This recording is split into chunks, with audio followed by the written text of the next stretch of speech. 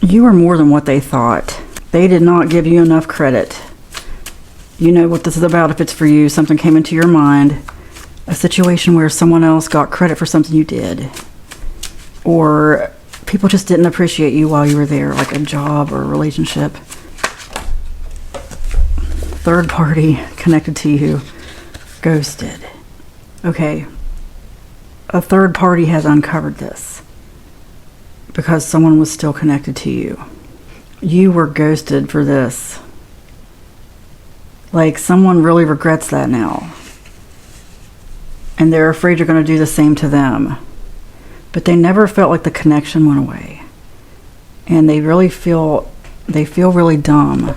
They just don't feel good about themselves. They feel really bad, like they made a stupid decision. I'm getting a lot of that energy here. Kicking themselves, mad at themselves for not seeing exactly what you were, who you were. You were loyal. You were like a good luck charm. Like, good things happen when you were around. And it took them a while to see that. Because they were like distracted by a third party, or there were just other people involved. Third party, other connections. But someone hopes that you will remember the good times. It just feels to them like the world shifted when you left their life, but they didn't know how to say that at the time. They didn't feel it for a while, watching you, trying to plan some kind of move to come towards you if possible, because now that they know this, it's going to be hard to go on. Like, they just want like an answer. Let them come in, but they might not be able to come in. Okay, as I say that, I get self-medicating insecurity. Because if something happened where they were even caught contacting you, they might lose their security. Like, they might be in a relationship. Most of them are. So this is someone who might not be very realistic about your goals together. It seems like I just did a reading like this a couple readings ago. Same energy coming through, I think, where someone feels tricked into, gosh, yeah, it feels just like it. Somebody feels tricked into choosing someone else. If it's not the same, it's connected, reminiscent of, related to, oh gosh, same cards, No Way Out, Pretending Not to Care. And I shuffle like crazy. I put them in, what? Okay, these three I'm pretty sure came out in that reading, but these did not, I don't think. Pretending Not to Care, Tied Down, No Way Out. Pretending they're not watching you, Professional Bag Fumbler. Not Ready to Give Up, Chose Someone Else.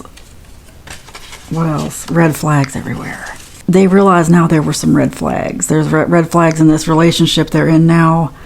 There were red flags about why they shouldn't have given you up.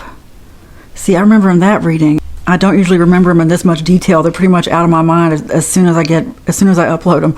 But there was separation, and then someone came in, like a divide and conquer, but they didn't cause the division. They just, took advantage of the separation. Well, there might not have been a separation here. Like, before I got somebody moved out of town. No, it's weird. Like, I feel like this is like I said, separate but related. What else? What have I gotten so far? Third party connected to you. Ghosted, watching you, security, self-medicating. Okay. Yeah, that's what's a little bit different. Or it might be just a different part of the timeline here. Someone is now self-medicating, like they're in that part of the relationship where they don't know how to get out. They're sort of seeing you as a lifeline. I just got like a life preserver, like somebody's overboard a boat and someone throws them a life preserver. That's what I just got. I'm going to What's the Tea? Running. They feel ignored by you, like you're running past them. They feel like even if they reached out that you would still run past them because something's happened since then. Like you've given them signals that you're angry or you wouldn't be interested. Bad karma. They're learning. They're learning from this. And they feel like they brought it on themselves. Travel and girl fight. It's getting a lot of drama from this. Like, okay, like this person went on a trip and saw the other person differently. Like sometimes traveling with a person will do that. But traveling is definitely part of this. Also, this person wants there to be jealousy. But yeah, I'm getting a sense of like someone who just is annoyed with someone for the way they travel, like pack too much, that kind of thing, or the way they acted on the trip. I'm also getting very unappreciative. Also, possibly tricked into travel, like tricked into going somewhere they didn't want to go. Angry they never get to make the travel decisions. Traveled someplace and it wasn't what they thought. They received bad karma. Like, I'm just getting like somebody, I don't know why I'm seeing a cave, like the Grand Canyon or something, like not even deep caves, just like hollowed out parts of a canyon. People standing there angry. Don't know what that's about. Islands. Getaway wedding. What could have been a getaway wedding. Regretting a getaway wedding. Yeah, like someone who had a really big getaway wedding. Like where a lot of people traveled. But the thing is, people a lot of times want to go to that. Like if it's a tropical place, they'll plan their vacation so they have a reason to go there. Maybe even get a discounted rate or something. But like, no, this was a big deal. Not for everybody. For some, it might have just been something really small. It might not have been a wedding at all. But there were plans made here. And that girl fight came out like, it's like somebody showed themselves on a trip, or anyway, stalker, lurking online, still checking your stories, obsession never left. I'm getting some of them would travel to get closer to you. Some might be even, okay, this isn't for everybody. It's very specific. But somebody who is trying to get someone else to go on a trip, like let's say they could plan a trip anywhere, but they found out where you live, so they're trying to plan a trip close to there, so maybe they can somehow find you. Even just drive past your house or something. I rebuke. If this is for me, I rebuke you. Anyway, I don't feel like it's for me though, but like I just got this sense for a second there that it was. No, it's not. No. Rebuke. I rebuke your fear. Drama starter. It's definitely that kind of spirit, because it's trying to start drama with me too. Drama starter. Don't listen to it. Don't listen to it. Look, I feel like I'm not even supposed to go any further because there's no reason. Your mind is too precious for that. Your mind is too precious for that. You have other things to think about. Did you know really what you focus on grows? Where focus goes, energy grows. You build things with your focus. You're constantly creating. You can even build up parts of your brain. I learned from Kevin Trudeau that this doom scrolling, like it shrinks part of our brain, our hypothalamus. Did you know that's part of our third eye?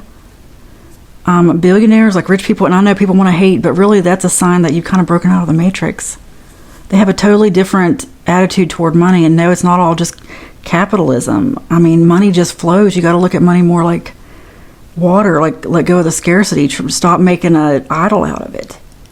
Stop making an idol out of it and just be ready to receive. It's not about worshiping it at all. It's like the opposite of it.